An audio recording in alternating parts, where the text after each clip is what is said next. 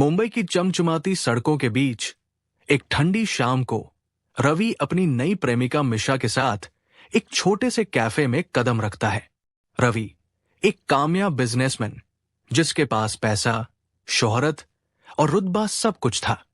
लेकिन उस दिन उसकी जिंदगी का वो चेहरा सामने आया जिसे देखकर उसका दिल धड़कने लगा। कैफे के एक कोने में एक ट्रे लिए ग्राहकों को खाना परोस रही थी काव्या, उसकी तलाकशुदा पत्नी। लेकिन जो बात रवि को अंदर तक हिला गई वो थी काव्या का बढ़ा हुआ पेट। वो गर्भवती थी। रवि की आंखें उसे देखकर ठहर गई। उसका दिमाग सवालों से भर गया। ये बच्चा किसका है? क्या ये मेरा है? क्या मैंने उसे इस हाल में छोड़ दिया?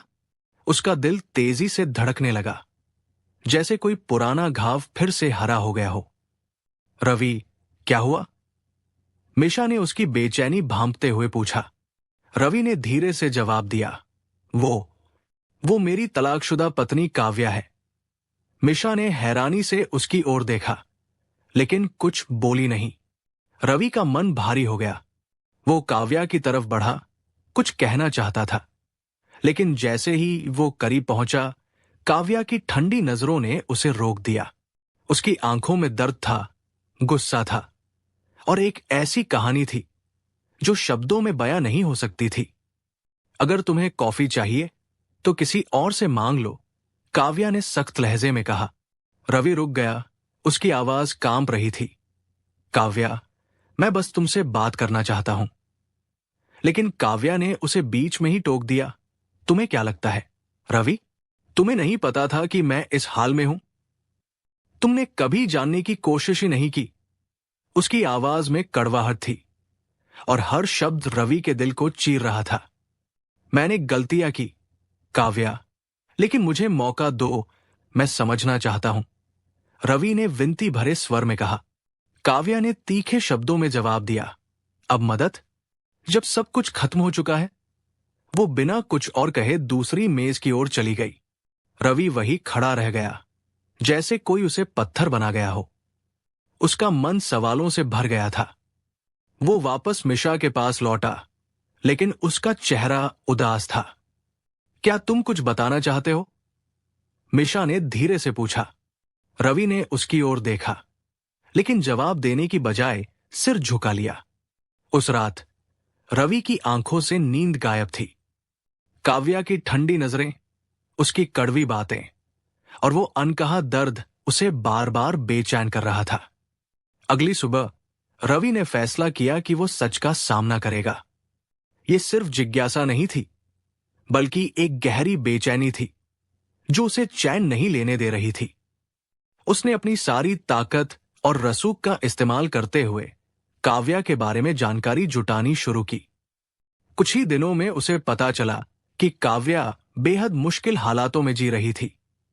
वो दिन रात उस छोटे से कैफे में काम करती थी ताकि अपनी और अपने होने वाले बच्चे की जरूरतें पूरी कर सके। ये सुनकर रवि का दिल जैसे किसी भारी बोझ तले दब गया। उसने खुद से सवाल किया, क्या मैंने उसे इस हाल में छोड़ दिया? क्या ये सब मेरी वजह से हुआ? इस ख्याल ने उसे अंदर तक हिला दिया। रवि ने बिना काव्या को बताए उसकी मदद करने का फैसला किया। उसने चुपके से काव्या की मेडिकल रिपोर्ट्स देखी और उसके सारे मेडिकल बिल्स चुका दिए। उसे लगा कि शायद वो कुछ गलतियों को सुधार सकता है। लेकिन जब काव्या को पता चला कि उसके बिल्स किसी ने चुकाए हैं, तो उसकी हैरानी जल्द ही गुस्से में बदल गई। उसने रवि को कैफे में बुलाया और गुस्से से पूछा, तुमने ऐसा क्यों किया? तुम्हें क्या हक है मेरी जिंदगी में दखल देने का? रवि ने शांत स्वर में जवाब दिया, मुझे लगा तुम्हें मदद की जरूरत है। काव्या ने तंज कसते हुए कहा, अब मदद? जब सब कुछ टूट चुका है? मैंने हमेशा अपनी लड़ाई अकेले लड़ी है और आगे भी लड़ूंगी।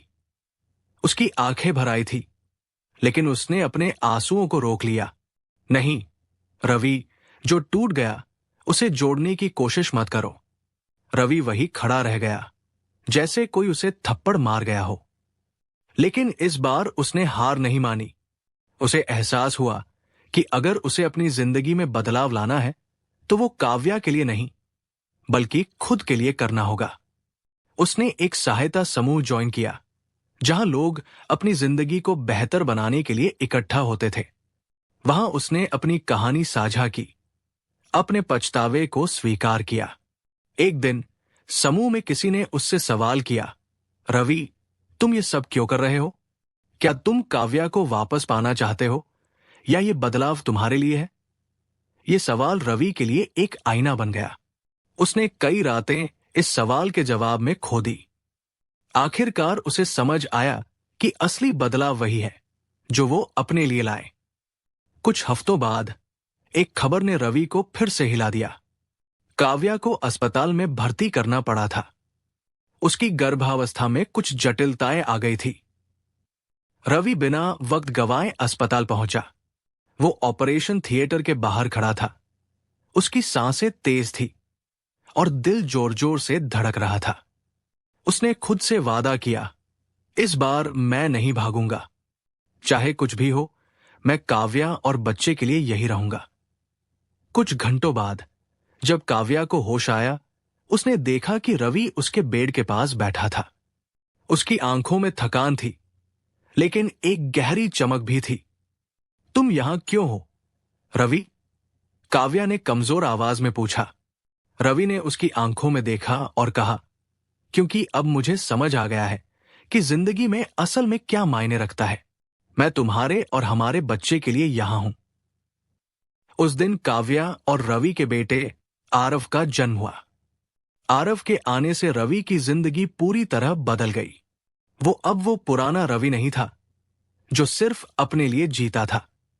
वो रातों को जागकर आरव को सुलाता, उसकी छोटी छोटी जरूरतों का ख्याल रखता और काव्या की हर तरह से मदद करता।